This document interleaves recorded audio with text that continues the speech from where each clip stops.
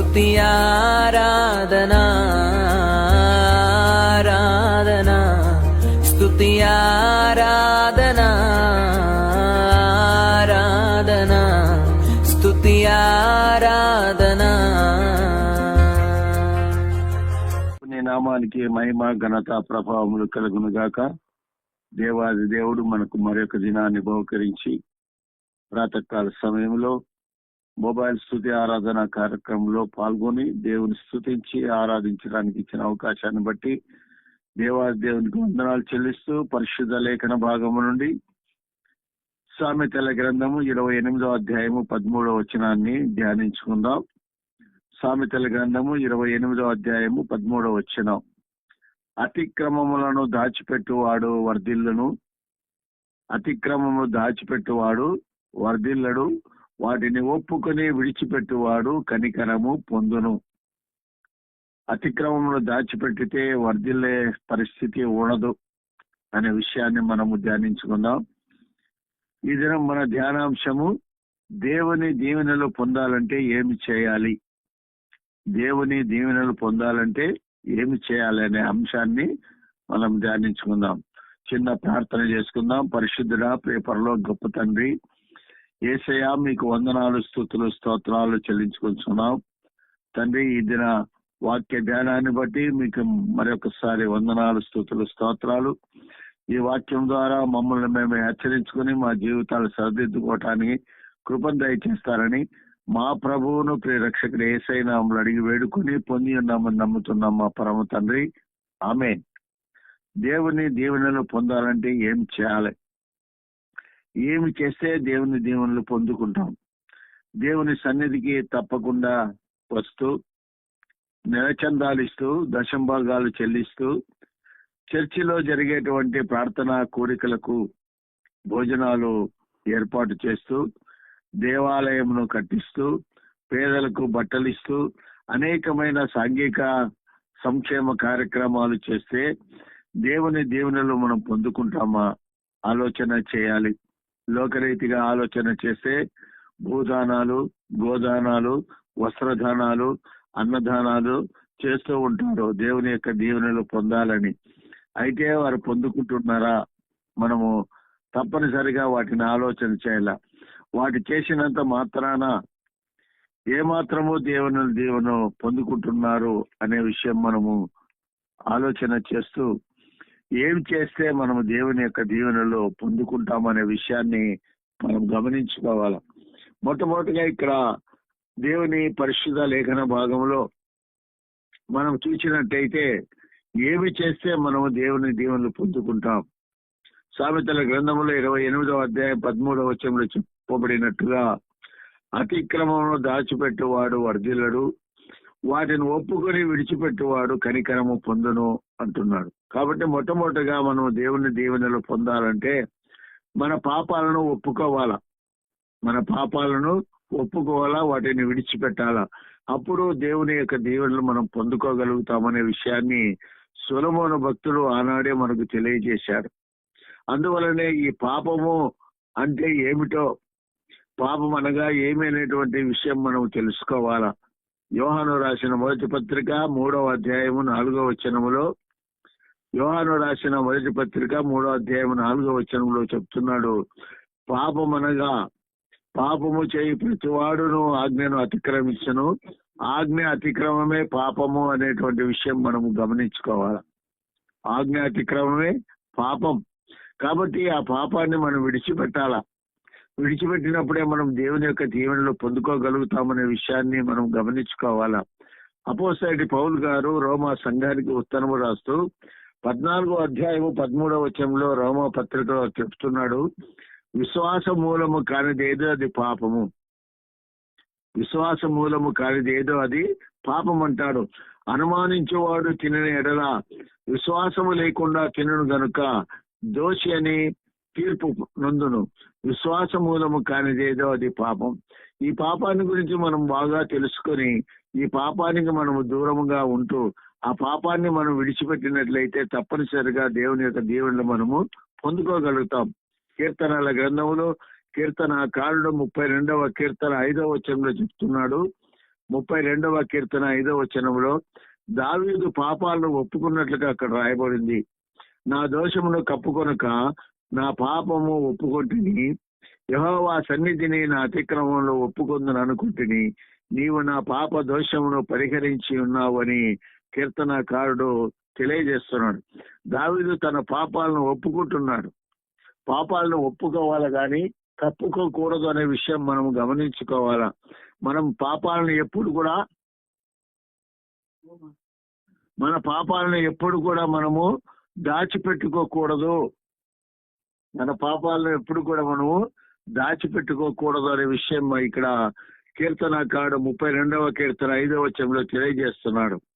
అదే విషయాన్ని 2వ దినవృత్తాంతములు 32వ అధ్యాయం 26వ వచనములో, దినవృత్తాంతములు 2వ గ్రంథము 32వ అధ్యాయం 26వ వచనంలో హిజ్కియా హృదయములో గర్వించాడు, ఆ పాపాన్ని ఉంచుకున్నాడు, గర్వం అనేటువంటి పాపాన్ని ఉంచుకున్నాడు.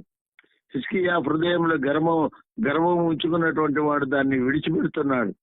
హిజ్కియా హృదయ గర్వం విడిచి తానును యెరూషలేము కాపురస్తులను తమ్మును తాము తగ్గించుకునేది కనుక హిజ్కియా దినములలో యెహోవా కోపము జనుల మీదికి రాలేదు అంటాడు.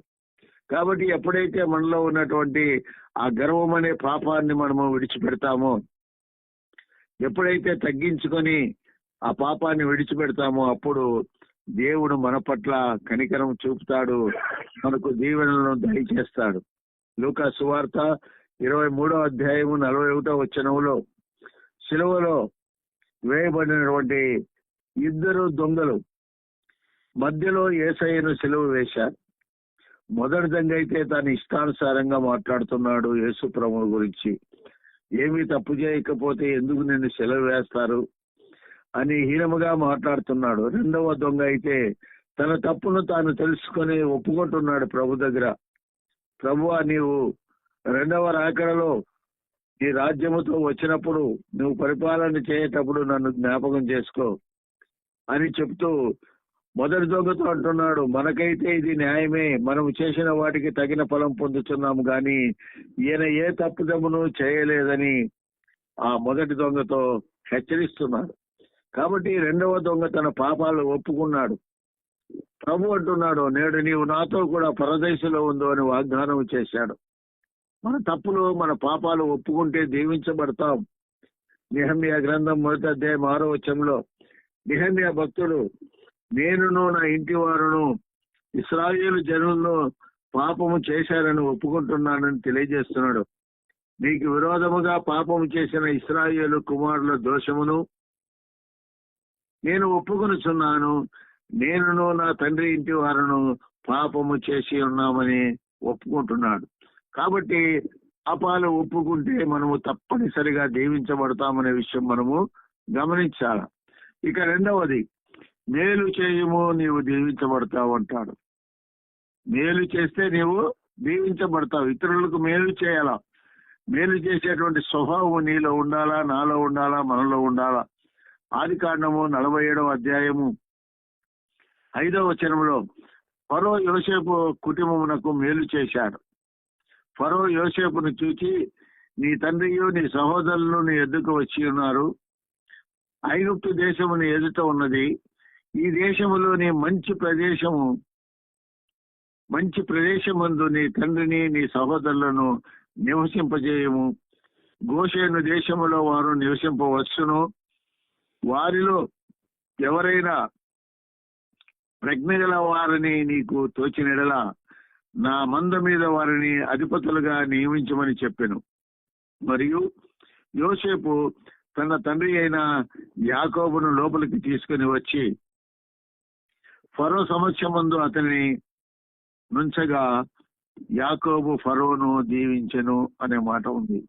కాబట్టి మేలు చేశాడు ఫరో, దీవించబడ్డాడు. కాబట్టి మన జీవితాల్లో కూడా మనం ఇతరులకు మేలు చేసేవారుగా ఉండాలా.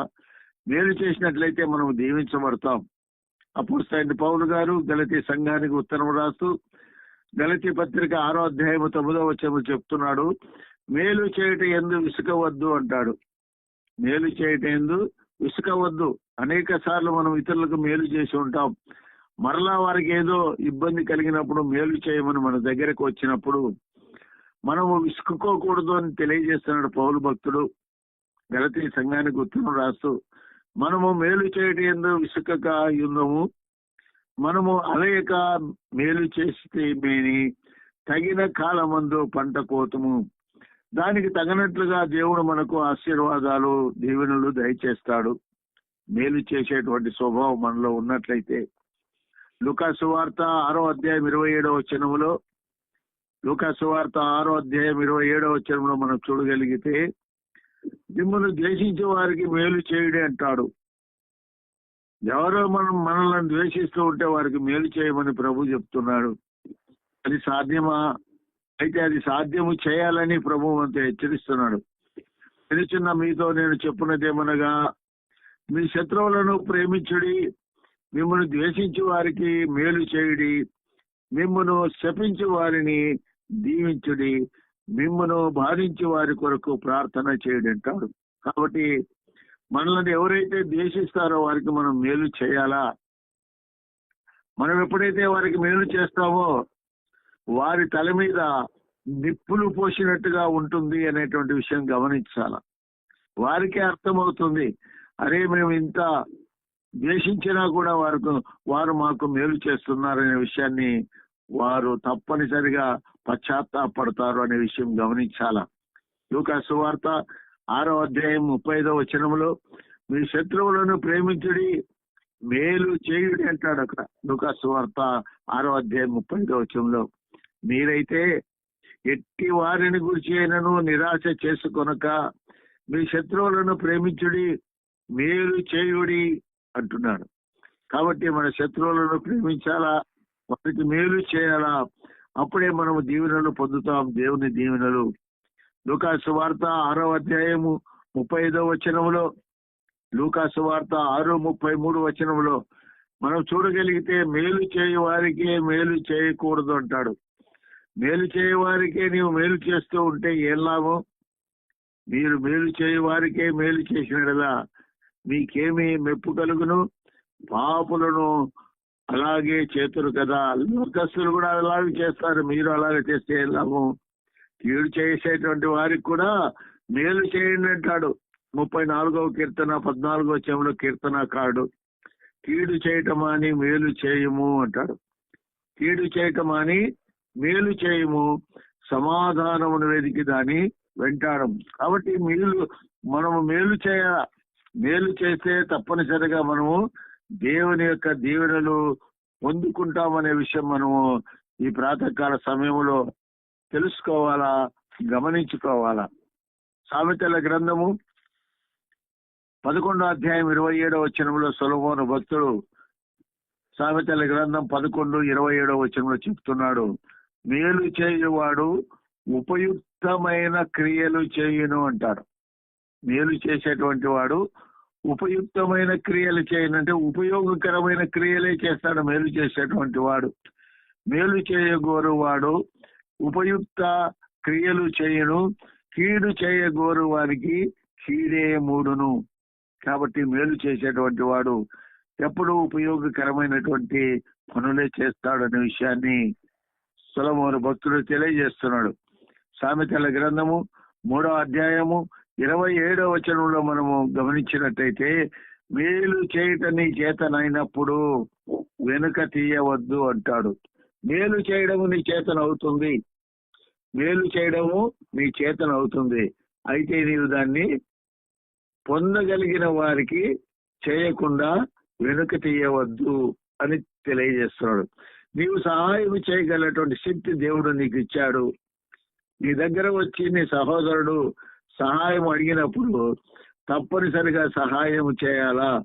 సహాయం చేయకుండా నేను సహాయము చేయలేను అని చెప్పకూడదనే విషయాన్ని హెచ్చరిస్తున్నాడు సొలొమోను భక్తుడు. కాబట్టి మేలు చేయము, దేవుని యొక్క దీవెనలు పొందుకుంటాం. ఇక 3వదిగా మనం గమనిస్తే, విధేయత కలిగి ఉంటే దీవించబడతావు అంటాడు. దేవునికి, మానవులకు, పెద్దలకు మనము విధేయత చూపాల, అప్పుడు మనము దీవించబడతాం. అపోస్తలుడైన పౌలు గారు రోమా సంఘానికి ఉత్తరము రాస్తూ 5వ అధ్యాయం 19వ వచనంలో చెప్తున్నాడు.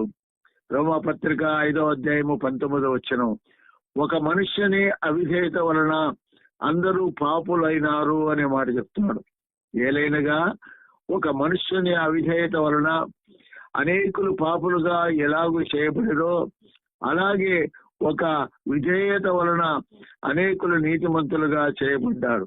ఒకని యొక్క అవిధేయత వలన పాపాలు చేశారు, ఒకని విధేయత వలన అనేకులు నీతిమంతులుగా చేయబడ్డారనే మాట పౌలు భక్తుడు తెలియజేస్తాడు. ఒక మనుషుడు ఎవడు? లోకములో ఆదామును సృష్టించిన తర్వాత ఆదాము దేవుని మాటను ఉల్లంఘించి తినవద్దన్నటువంటి ఫలాన్ని ఆదాము వాళ్ళు తిన్నారు. ఆ అవిధేయత వలన లోకమంతా పాపులయ్యారు. ఒకని విధేయత వలన అనేకులు నీతిమంతులుగా చేయబడ్డారు. యేసు ప్రభుల వారి యొక్క నీతి మంతునిగా ఆయన చేసినటువంటి కార్యాన్ని బట్టి నీతిమంతులుగా మనము తీర్చబడ్డాము లోకములో. కాబట్టి గమనించాలా, విధేయత అనేది మన జీవితంలో ఉన్నట్లయితే మనము దీవించబడతాం. రోమా పత్రిక 16వ అధ్యాయం 19వ వచనంలో పౌలు భక్తుడు రోమా పత్రిక 16వ అధ్యాయము 19వ వచనంలో పౌలు భక్తుడు తెలియజేస్తున్నాడు, మీ విధేయత వలన మిమ్మును బట్టి సంతోషిస్తున్నాను అంటున్నాడు. మీ విధేయత అందరికీ ప్రచురమైనది గనుక మిమ్మును గూర్చి సంతోషించుచున్నాను. మీరు మేలు విషయమై జ్ఞానులను, కీడు విషయమై నిష్కపటులనై ఉండవలని కోరుచున్నాను. కాబట్టి విధేయతను బట్టి ప్రభువు మనల్ని చూసి సంతోషిస్తాడు. ఫిలిప్పీ పత్రిక 2వ అధ్యాయము 8వ వచనంలో, ఫిలిప్పీ పత్రిక 2వ అధ్యాయం 8వ వచనంలో, శిలువ మరణము పొందినంతగా విధేయత చూపెను అనే మాట చూస్తున్నాం. యేసు ప్రభుల వారు శిలువ మరణము పొందినంతగా ఆయన విధేయత చూపాడు. రోమా భటులు ఆయన ముఖం మీద ఉమ్మి వేసిన, ఆయన వీపు మీద కొరడాలతో కొట్టిన, ఆయనను శిలువ మోయించి నడిపించిన, ఏమాత్రము కూడా రోమా భటులకు వ్యతిరేకంగా మాట్లాడలేదు.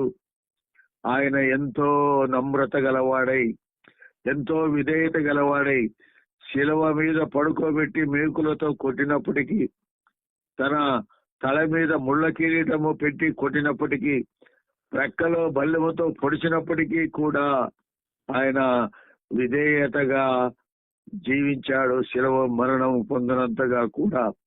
మరియు ఆయన ఆకారమందు మనుష్యుడిగా కనబడి మరణము పొందినంతగా, అనగా శిలువ మరణము పొందినంతగా విధేయత చూపిన వాడై తను తాను తగ్గించుకొనెను. విధేయత, ఆ విధేయత అనేది నీలో నాలో మనలో ఉన్నట్లయితే మనము జీవించబడతామనే విషయం గమనించుకోవాలా. పేతురు భక్తుడు రాసినటువంటి మొదటి పత్రిక 1వ అధ్యాయం 16వ వచనంలో, పేతురు రాసిన మొదటి పత్రిక 1వ అధ్యాయం 16వ వచనంలో చూడగలిగితే, పూర్వపు అజ్ఞానమును విడిచి విధేయులై ఉండుడి అంటాడు పేతురు భక్తుడు. కాగా మీరు విధేయులకు పిల్లలై మీ పూర్వపు అజ్ఞాన దశలో మీకుండిన ఆశలను అనుసరించి ప్రవర్తింపక, మిమ్మును పిలిచిన వాడు పరిశుద్ధుడై ఉన్న ప్రకారము మీరును సమస్త ప్రవర్తనందు పరిశుద్ధులై ఉండుడి అంటాడు.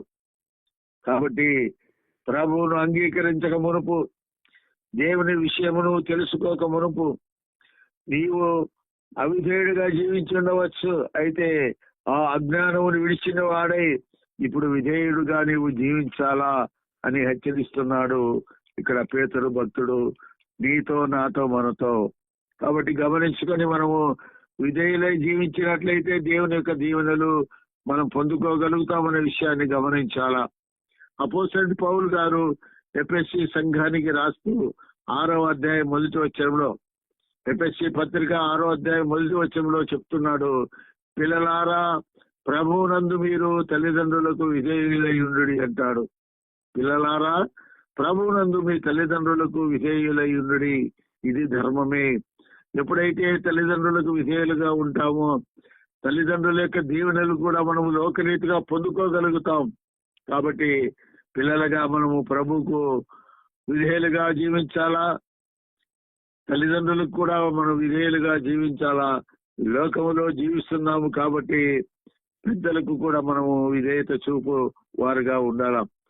అదే విషయాన్ని ఎఫెసీ పత్రిక 6వ అధ్యాయం 5వ వచనములో, ఎఫెసీ పత్రిక 6వ అధ్యాయం 5వ వచనములో చెప్తున్నాడు, యజమానులైన వారికి విధేయులై ఉండు అంటాడు.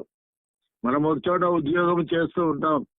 ఆ ఉద్యోగం చేసే చోట మనకు ఒక అధికారి ఉంటాడు, యజమాను ఉంటాడు. ఆ యజమానికి మనం విధేయులుగా జీవించాలా.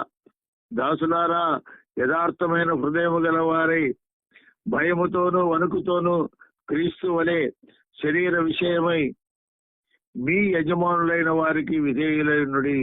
కాబట్టి మన జీవితంలో విధేయత అనేది చాలా ప్రాముఖ్యమైనటువంటి విషయం అని మనం గమనించాలా. కొరింథీయులకు రాసిన మొదటి పత్రికలో పౌలు భక్తుడు 16వ అధ్యాయం 15వ వచనంలో చెప్తున్నాడు. కొరింథీయులకు రాసిన మొదటి పత్రిక 16వ అధ్యాయం 15వ వచనంలో, పరిశుద్ధులకు పరిచర్య చేయుటకు సమర్పించుకున్న వారికి, ప్రయాసపడుతున్న వారికి విధేయులై ఉండాలి అంటున్నాడు. కాబట్టి సహోదరులారా, అట్టి వారికి పనిలో సహాయము చేయించు ప్రయాసపడుచు ఉండు వారందరికీ మీరు విధేయులై ఉండవలనని మిమ్మును బతిమాలుకొనుచున్నాను అంటున్నాడు. దేవుని దీవెనలు పొందాలంటే మనం ఉగ్రత పొందకుండా, దేవుని కోపాన్ని మనము పొందకుండా, మనము దేవుని యొక్క దీవెనలు పొందాలంటే ఎఫెసీ పత్రిక 5వ అధ్యాయము 6, 7 వచనాల్లో చెప్పబడినట్టుగా, ఎఫెసీ పత్రిక 5వ అధ్యాయం 6, 7 వచనాల్లో పౌలు భక్తుడు హెచ్చరించిన విధముగా దేవుని ఉగ్రత అవిధేయుల మీదకు వచ్చును. వ్యర్థమైన మాటల వలన ఎవడును మిమ్మును మోసపరచనీయకుడి. ఇంటి క్రియల వలన దేవుని ఉగ్రత అవిధేయులైన వారి మీదకి వచ్చును అంటాడు. కాబట్టి అవిధేయతను వదిలిపెట్టి విధేయత కలిగిన వారై దేవుని దీవెనలు పొందటానికి మనము సిద్ధపడాలా, విధేయత కలిగి మనము జీవించాలా. ఇక 4వది, దేవుని దీవెనలు పొందాలంటే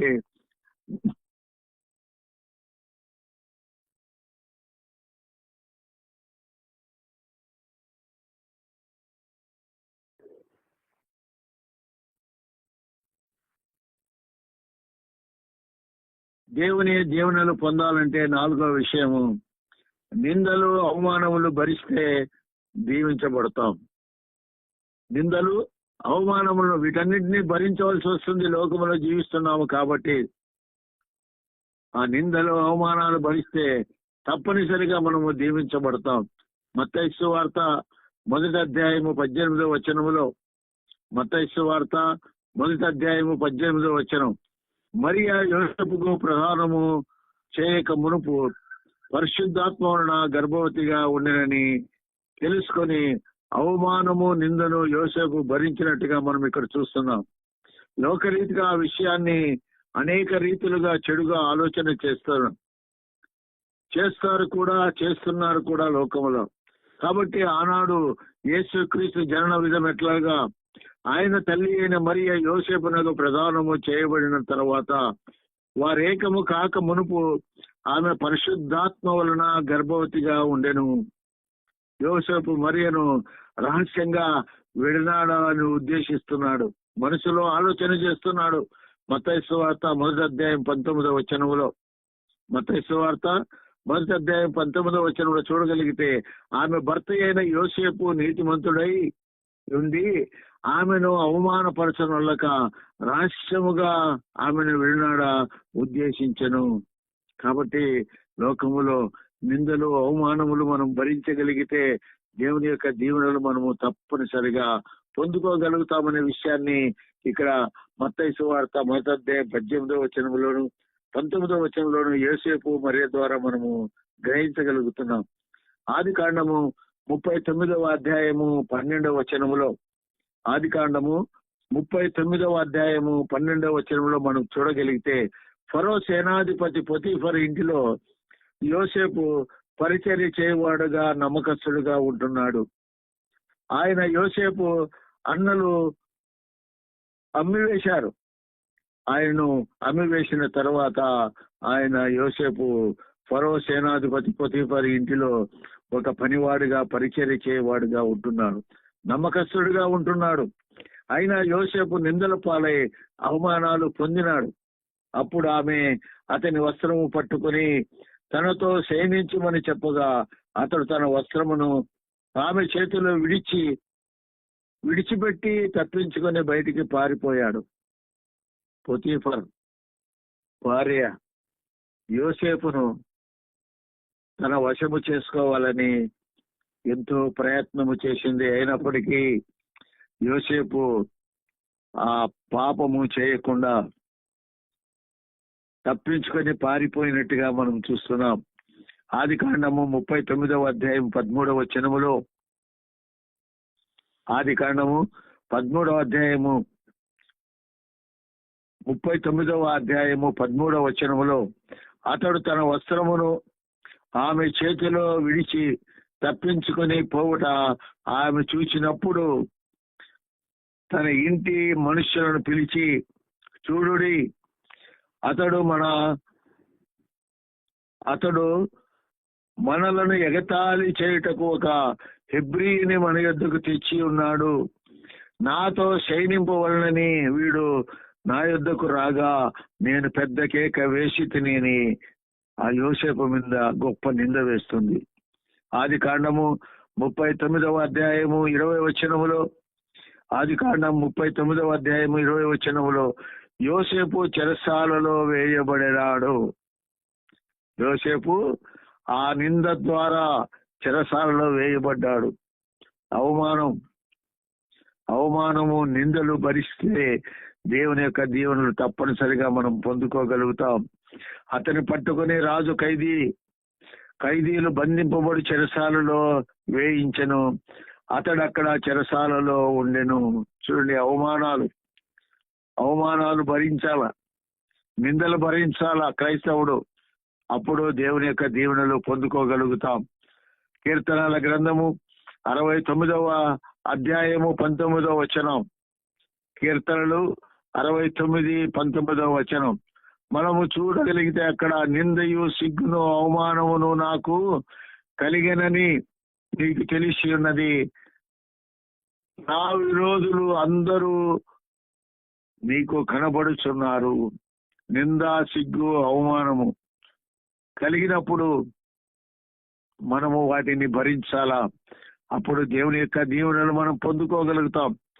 119వ కీర్తన 39వ వచనములో కూడా కీర్తనకారుడు 119వ కీర్తన 39వ వచనంలో చెప్తున్నాడు, నా అవమానమును కొట్టివేయము అని ప్రార్థిస్తున్నాడు. నీ న్యాయ విధులు ఉత్తమములు, నాకు భయము పుట్టించుచున్న నా అవమానమును కొట్టివేయము అని ప్రార్థిస్తున్నాడు. దేవుని సన్నిధిలో మనకు అవమానములు కలిగినప్పుడు, నిందలు మన మీదికి వచ్చినప్పుడు మనము దేవుని సన్నిధిలో ప్రభుని వేడుకోవాలా. నా అవమానమును కొట్టివేయి, నాపై ఉన్నటువంటి ఆ నిందలను కొట్టివేయమని ప్రార్థించాలా. 54వ కీర్తనలో కీర్తనకారుడు అడుగుతున్నాడు, 54వ కీర్తన 4వ వచనంలో, అవమానమును తలంచకము అని హెచ్చరిస్తున్నాడు. భయపడకము, నీవు సిగ్గుపడనక్కర్లేదు, అవమానము తలంచకమని దేవుడు హెచ్చరిస్తున్నాడు. కాబట్టి గొప్ప అభయాన్ని ఇస్తున్నాడు. నిందలు, అవమానములు భరిస్తే దేవుడు మనకు గొప్ప వాగ్దానం తెలియజేస్తున్నాడు. అవమానమును తలంచవద్దు, భయపడవద్దు అని హెచ్చరిస్తున్నాడు. ఇక 5వదిగా, దేవుని దీవెనలు పొందాలంటే సమర్పణ కలిగి ఉండాలా. సమర్పణ కలిగి ఉంటే దేవుని దీవెనలు పొందుతాం. సమర్పణ, దేవుని పట్ల మనము సమర్పణ కలిగి ఉండాలా. సమూయేలు మొదటి గ్రంథము 1వ అధ్యాయము 26, 27 వచనాలు చూస్తే, అక్కడ సమూయేలు మొదటి గ్రంథం 1వ అధ్యాయం 26, 27 వచనాల్లో హన్నా కుమారుని దైవ సేవకు సమర్పించినట్టుగా మనం చూస్తాం. సమర్పణ జీవితం ఉండాలని నాలో మనలో, అప్పుడే దేవుని యొక్క దీవెనలు మనం పొందుకోగలుగుతాం. 28వ వచనములో సమూయేలు మొదటి గ్రంథము 1వ అధ్యాయము 26, 27, 28 వచనాల్లో చూసినట్టయితే అక్కడ, కాబట్టి నేను ఆ బిడ్డని యెహోవాకు ప్రతిష్ఠించుచున్నాను, తాను బ్రతుకు దినములన్నిటినూ వాడు యెహోవాకు ప్రతిష్ఠితుడని చెప్పాను. అప్పుడు వాడు యెహోవాకు అక్కడనే మ్రొక్కెను. గుడ్రాలుగా ఉంది హన్న అనేక దినాలు. పెనిన్నా ఆమె యొక్క సవతి, ఆమె పిల్లలు కన్నది, ఈమెకు పిల్లలు లేరు. హన్న ఎప్పుడు కూడా కన్నీటితో ప్రార్థన చేసేది. ప్రార్థన చేసి చేసి చేసి చివరకు దేవుని యొక్క దీవెన పొందుకొని, ఒక కుమారుని నాకు ఇచ్చావు కాబట్టి ఈ పిల్లవాడిని నేను దేవునికి సమర్పిస్తున్నానని ఆమె తెలియజేస్తూ ఉంది. సమూయేలు మొదటి గ్రంథము 2వ అధ్యాయము 21వ వచనములో, సమూయేలు మొదటి గ్రంథము 2వ అధ్యాయం 21వ వచనంలో, హన్నా దీవించబడి మరలా 3 కుమారులను 2 కుమార్తెలను కన్నది. యెహోవా హన్నాను దర్శించాడు. ఆమె గర్భవతి అయి 3 కుమారులను 2 కుమార్తెలను కనెను. అయితే బాలుడగు సమూయేలు యెహోవా సన్నిధిని ఉండి ఎదుగుచుండెను. సమర్పణ జీవితం అనేది క్రైస్తవ జీవితంలో ఉండాలా. ఆ సమర్పణ ఉన్నప్పుడే మనము దేవుని పొందుకోగలుగుతాం. అపోస్తుల కార్యములు 4వ అధ్యాయం 36వ వచనములో, అపోస్తుల కార్యములు 4వ అధ్యాయం 36వ వచనములో మనం చూడగలిగినట్లయితే అక్కడ బర్నబా అనేటువంటి ఒక వ్యక్తి మనకు కనబడుతున్నాడు. బర్నబా భూమి గల ధనవంతుడు. ఆ భూమిని అమ్మి దాని వెల తెచ్చి సేవ కొరకు అపోస్తుల యొక్క పాదముల యొద్ద పెట్టినట్లుగా, సమర్పించినట్టుగా మనం చూస్తున్నాం. అలాంటి సమర్పణ జీవితము క్రైస్తవులలో ఉండాలని తెలియజేస్తున్నాడు. కుప్రాలో 36వ వచనం, కుప్రాలో పుట్టిన లేవీయుడగు యోసేపు అని ఒకడుండెను. ఇతనికి అపోస్తలుడు హెచ్చరిక పుత్రుడు అని అర్థమిచ్చు బర్నబా అని పేరు పెట్టి ఉండిరి. అతడు భూమి గలవాడై ఉండి దానిని అమ్మి దాని వెల తెచ్చి అపోస్తలుల యొక్క పాదముల యొద్ద పెట్టెను. సేవ నిమిత్తం తన భూమిని అమ్మిన వెల తెచ్చి అపోస్తలులకు ఇచ్చినట్టుగా మనం చూస్తున్నాం. ఆ గొప్ప సమర్పణ జీవితాన్ని మనము గమనించాలా. మార్కు సువార్త 12వ అధ్యాయము 42వ వచనములో, మార్కు సువార్త 12వ అధ్యాయము 42వ వచనంలో మనం చూడగలిగితే పేద విధవరాలు యొక్క సమర్పణ జీవితాన్ని మనం చూస్తున్నాం. ఇక్కడ ఆమె సంపాదన అంతయు 2 కాసులు మాత్రమే.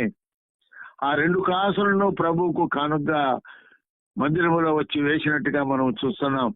ఒక బీద విధవరాలు వచ్చి 2 కాసులు వేయగా ఆయన తన శిష్యులను పిలిచి కానుక పెట్టెలో డబ్బులు వేసిన వారందరికంటే ఈ బీద విధవరాలు ఎక్కువ వేసినని మీతో నిశ్చయముగా చెప్పుచున్నాను.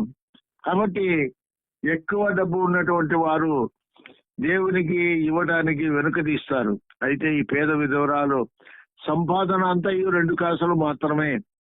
ఇక ఆ 2 కాసులు దేవునికి సమర్పించినట్టయితే ఇంకా ఆమె దగ్గర ఏమి కూడా ఉండదు.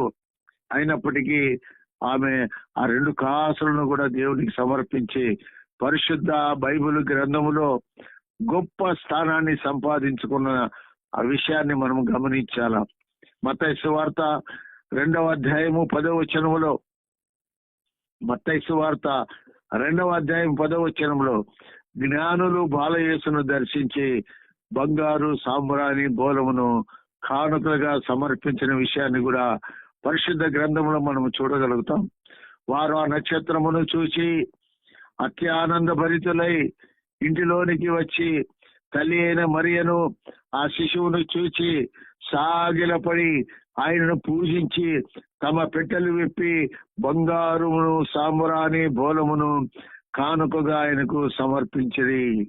అలాంటి సమర్పణ జీవితం ప్రతి క్రైస్తవుడు కూడా కలిగి ఉండాలా అనే విషయాన్ని మనము తెలుసుకోవాలా. యోహాను సువార్త 6వ అధ్యాయము 9వ వచనములో, యోహాను సువార్త 6వ అధ్యాయము 9వ వచనములో చిన్న పిల్లవాడు 5 రొట్టెలు 2 చిన్న చేపలు సమర్పించినట్టుగా మనం చూస్తున్నాం. 5,000 మంది పురుషులు ఆనాడు ఆ రొట్టెలను తిని వెళ్ళినట్టుగా మనము గమనిస్తున్నాం. ఇక్కడ స్త్రీలు పిల్లలు కాకుండా 5,000 మంది తిన్నారు ఆ రొట్టెలు. 5 రొట్టెలు 2 చిన్న చేపలు. ఇక్కడ ఉన్న చిన్నవాని యొద్ద 5 యవల రొట్టెలు 2 చిన్న చేపలు ఉన్నవి, కానీ ఇంతమందికి ఇవి ఏమాత్రం అని ఆయన శిష్యులు ఆలోచన చేస్తున్నారు.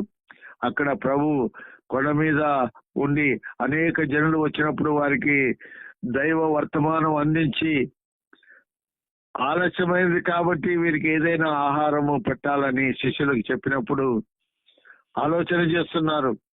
ఆ చిన్న పిల్లవాడి దగ్గర 5 రొట్టెలు 2 చిన్న చేపలు ఉన్నాయి. ఆ పిల్లవాడు అడిగిన వెంటనే వారికి ఇచ్చేశాడు. యేసయ్య వాటిని తన చేతుల్లో తీసుకొని తండ్రి అయిన దేవునికి ప్రార్థించి వాటిని విరిచి వడ్డించమన్నప్పుడు 5,000 మంది పురుషులు తిన్నారు, స్త్రీలు పిల్లలు కాకుండా. గొప్ప అద్భుతము జరిగింది అక్కడ.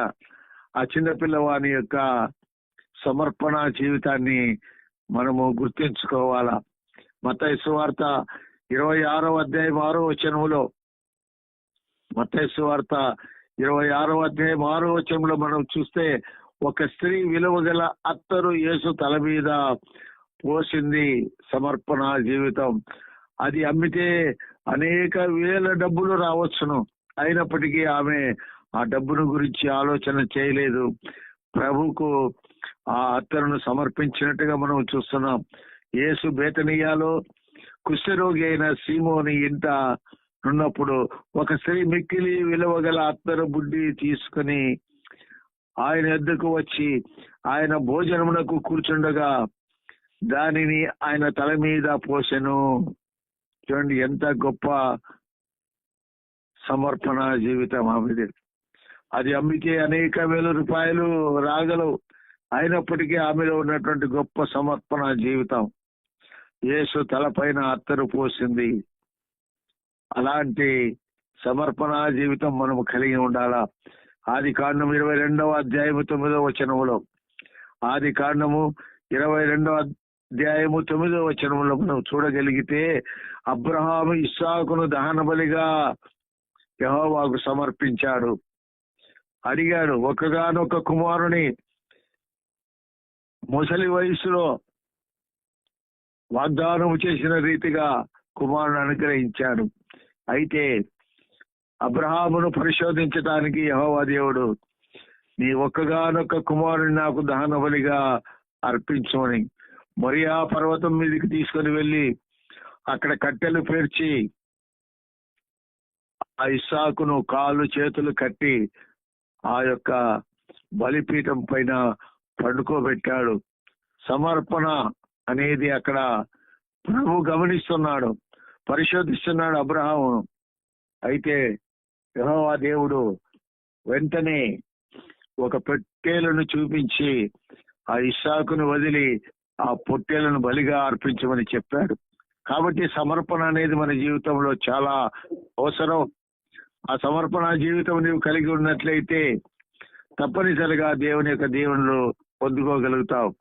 ఇక దేవుని దీవెనలు పొందాలంటే 6వదిగా సహోదరుల రక్షణ కొరకు మనము ప్రయాసపడాల. సహోదరుల రక్షణ కొరకు మనం ప్రయాసపడినట్టయితే దేవుని దీవెనలు పొందుకోగలుగుతాం. సామెతల గ్రంథము 24వ అధ్యాయము 11వ వచనములో, సామెతలు 24:11, నాశనములో పడిపోయే వారిని రక్షించాలంటున్నాడు. చావునకై పట్టబడిన వారిని నీవు తప్పించము, నాశనమునందు పడుటకు జోగుచున్న వారిని నీవు రక్షింపవా అని ప్రశ్నిస్తున్నాడు. కాబట్టి సహోదరుల రక్షణ కొరకు మనం ప్రయాసపడితే మనము దీవించబడతాం. అపోస్తలుడైన పౌలు గారు రోమా సంఘానికి ఉత్తరం రాస్తూ 1వ అధ్యాయం 16వ వచనంలో, రోమా 1:16, రక్షణ పొందుటకు పౌలు లాగా సువార్త ప్రకటించాలా. రక్షణ పొందమని మనం ప్రకటించాలా పౌలు లాగా.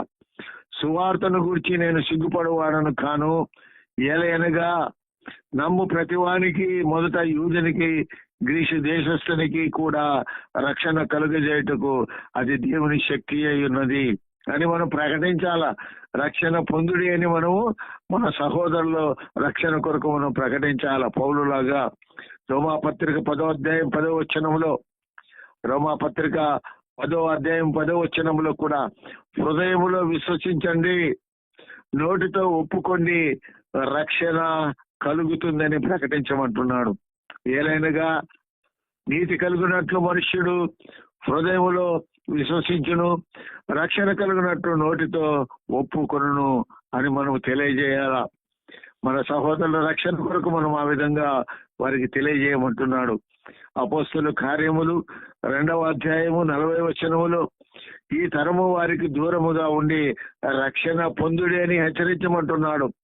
ఇంకను అనేక విధములైన మాటలతో సాక్ష్యమిచ్చి మీరు మూర్ఖులకు ఈ తరము వారికి వేరై రక్షణ పొందుడని వారిని హెచ్చరించమంటున్నాడు. అపోస్తలుల కార్యములు 16వ అధ్యాయము 30 మరియు 31వ వచనములో, అపోస్తలుల కార్యములు 16, 30, 31 వచనం. చెరసాల నాయకుడు రక్షణ పొందుటకు సిద్ధపడ్డాడు. వారిని వెలుపలికి తీసుకుని వచ్చి, అయ్యలారా, రక్షణ పొందుటకు నేనేమి చేయవలనని అడుగుతున్నాడు చెరసాల నాయకుడు. నేనేమి చేయవలను రక్షణ పొందుటకుని అడుగుతున్నాడు. ఆ విధంగా వారిని ప్రోత్సహించాల మనం. అందుకు వారు, ప్రభు అయిన యేసునందు విశ్వాసం ఉంచుము, అప్పుడు నీవును నీ ఇంటి వారును రక్షణ పొందుదురని వారికి పౌలు శీలలు తెలియజేసినట్టుగా మనం చూస్తున్నాం. హెబ్రీ పత్రికలో పౌలు భక్తుడు 7వ అధ్యాయం 25వ వచనములో, హెబ్రీ పత్రిక 7వ అధ్యాయం 25వ వచనంలో, దేవుని యొద్దకు వచ్చు వారి కొరకు మనం విజ్ఞాపన చేయాలంట. మన సహోదరులు దేవుని యొద్దకు రావటానికి మనం విజ్ఞాపన చేయమంటున్నాడు. ఈయన మన ద్వారా దేవుని యొద్దకు వచ్చే వారి పక్షమున విజ్ఞాపన చేయుటకు నిరంతరము జీవించుచున్నాడు గనుక వారిని సంపూర్ణముగా రక్షించుటకు శక్తిమంతుడై ఉన్నాడు అనే మాట చెప్తున్నాడు. కాబట్టి దేవుని యొద్దకు వచ్చేటువంటి వారి కొరకు మనము విజ్ఞాపన చేయాలా. తర్వాత తిమోతికి రాసిన మొదటి పత్రిక 1వ అధ్యాయము 15వ వచనములో, తిమోతికి రాసిన మొదటి పత్రిక 1వ అధ్యాయం 15వ వచనంలో చెప్తున్నాడు, పాపులను రక్షించుటకు క్రీస్తు యేసు లోకమునకు వచ్చెను. పాపులను రక్షించుటకు క్రీస్తు యేసు లోకమునకు వచ్చెనను వాక్యము నమ్మదగినది, పూర్ణ అంగీకారమునకు యోగ్యమైనది ఉన్నది, అట్టి వారిలో నేను ప్రధానుడు అంటున్నాను. కాబట్టి మన సహోదరుల రక్షణ కొరకు మనము ప్రయాసపడాలా. ఆ విధంగా ప్రయాసపడితే దేవుని యొక్క దీవెనను మనం పొందుకోగలుగుతాం. ఇక చివరిదిగా దేవుని దీవెనలు పొందాలంటే మనం ఏం చేయాలా? దేవుని పరిచర్యలో పాలుభాగస్తులై ఉన్నట్లయితే మనం దేవుని దీవెనలు పొందుతాం. దేవుని పరిచర్యలో ప్రతి పరిచర్యలో కూడా మనం పాలుభాగస్తులుగా ఉండాలా. ఫిలిప్పీ పత్రిక 2వ అధ్యాయం 21వ వచనములో, ఫిలిప్పీ 2:21, యేసుక్రీస్తు కార్యములను చూడాలి. మనం దేవుని కార్యాల పట్ల ఆసక్తి చూపాలా. అందులో పాలుభాగస్తులు కావాలా. పరిచర్యలో అందరూ తమ సొంత కార్యములనే చూసుకొనిచున్నారు కానీ యేసుక్రీస్తు కార్యములను చూడరు అంటారు. మన సొంత కార్యముల్లోనే మనము ఉండిపోతాం. దేవుని పరిచర్య విషయంలో ఏమాత్రము కూడా మనం ఆసక్తి చూపాలా అని హెచ్చరిస్తున్నాడు. ఫిలిప్పీ పత్రిక 2వ అధ్యాయము 4వ వచనంలో కూడా, ఫిలిప్పీ 2వ అధ్యాయము 4వ వచనంలో ఆ ఫిలిప్పీ పత్రికలో ఈ మాట తెలియజేస్తున్నాడు. సొంత కార్యములనే కాక ఇతర కార్యములు కూడా చూడాలి అంటాడు. మీలో ప్రతి వాడును తన సొంత కార్యములను మాత్రమే కాక ఇతరుల కార్యములను కూడా చూడవలను. ఇతరుల కార్యాలలో కూడా మనం పాలుభాగస్తులై దేవుని పరిచర్యలో ఉన్నటువంటి వారికి సహాయకారులుగా మనం ఉండాలా. మత్తయి సువార్త 20వ అధ్యాయము 28వ వచనం మనం చూడగలిగితే, అక్కడ మత్తయి సువార్త 20:28వ వచనంలో యేసు పరిచారము చేయుటకు వచ్చాను అని తెలియజేస్తున్నాడు. అలాగే మనుష్య కుమారుడు పరిచారము చేయించుకున్నట్టుకు రాలేదు కానీ పరిచారము చేయుటకు అనేకులకు ప్రతిగా విమోచన క్రయధనముగా తన ప్రాణమును ఇచ్చుటకు వచ్చానని చెప్పాను. ప్రభు పరిచారం చేయటానికి వచ్చాడు కానీ మనతో ఆయన పరిచారం చేయించుకుంటకు రాలేదనే విషయాన్ని కూడా తెలియజేస్తున్నాడు. అయితే లోకములో యేసయ్య జీవిస్తున్నప్పుడు సాతాను యేసయ్యను శోధించడానికి వచ్చినప్పుడు అక్కడ మార్కు సువార్తలో 1వ అధ్యాయము 13వ వచనంలో మనము చూడగలుగుతాం. మొదటి అధ్యాయం మార్క్స్ వార్త 13వ వచనంలో యేసు భూలోకములో జీవిస్తుండగా దూతలు పరిచర్య చేసినట్టుగా మనం చూస్తాం. ఆయన సాతాను చేత శోధింపబడుచున్నప్పుడు అరణ్యములో 40 దినములు మృగములతో కూడి ఉన్నాడు. మరియు దేవదూతలు ఆయనకు పరిచర్య చేసినట్టుగా మనం చూస్తాం. మార్క్స్ వార్త 10వ అధ్యాయం 43వ వచనంలో కూడా మార్క్స్ వార్త 10వ అధ్యాయం 43వ వచనంలో కూడా ప్రభు చెప్తున్నాడు, పరిచయము చేయువారుగా మనం ఉండాలని హెచ్చరిస్తున్నాడు. మీలో అలాగూ ఉండకూడదు. మీలో ఎవడైనాను గొప్పవాడై ఉండకూడని ఎడల వాడు మీకు పరిచారము చేయువాడే ఉండవలను. కాబట్టి పరిచర్య విషయంలో మనము జాగ్రత్తగా పరిచారం చేయాలా. పరిచర్య విషయంలో మనం పాలు భాగస్థులు కావాలా. అప్పుడే మనము దీవించబడతాం. అపొస్తలుల కార్యములు 24వ అధ్యాయము 23వ వచనంలో పౌలు చెరసాలలో ఉండగా అతని స్వజనులు చేత పరిచారము చేయించాడు ప్రభు. మరియు అతని విడిగా కావలిలో ఉంచి అతనికి పరిచారము చేయుటకు అతని స్వజనులలో ఎవరిని ఆటంకపరచకూడదని శతాధిపతికి ఆజ్ఞాపించెను, ఫేలిక్స్ అనేటువంటి అధికారి. కాబట్టి ప్రభు అలా ఏర్పాటు చేస్తాడు. అధికారుల యొక్క మనసును కూడా మారుస్తాడు. ఇక్కడ పౌలు చెరసాలలో ఉండగా అతని స్వజనులను పంపి వారి చేత పరిచారము చేయటానికి ఏర్పాటు చేశాడు. ఫేలిక్స్ అనేటువంటి అధికారి యొక్క మనసును మార్చాడు. కాబట్టి ఆ విధంగా పరిచర్యలో పాలుభాగస్తులైతే మనము దీవించబడతాం. తిమోతికి రాసిన 2వ పత్రిక 4వ అధ్యాయం 5వ వచనములో తిమోతికి రాసిన 2వ పత్రిక 4వ అధ్యాయం 5వ వచనములో సేవకుడు సేవా పరిచర్య సంపూర్ణంగా చేయాలి అంటాడు. సేవకుడు సేవా పరిచర్యను సంపూర్ణంగా చేయమంటున్నాడు.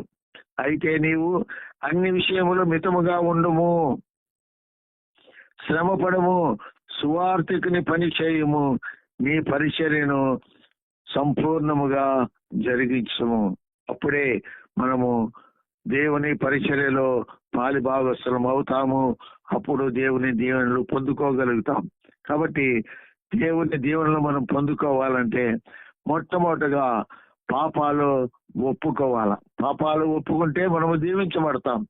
రెండవది మేలు చేయాల. మేలు చేస్తే మనము దీవించబడతాం. మూడవది విధేయత కలిగి జీవించాలా. అప్పుడు మనం దీవించబడతాం. నాలుగవది నిందలు అవమానములు భరించాలా. అప్పుడు మనము దీవించబడతాం. ఐదవది సమర్పణ కలిగి ఉండాలా. అప్పుడు మనము దీవించబడతాం. ఆరవది సహోదరుల రక్షణ కొరకు ప్రయాసపడాలా. అప్పుడు మనము దీవించబడతాం. ఏడవది దేవుని పరిచర్యలో పాలిభాగస్తులైతే మనము అప్పుడు దీవించబడతాం.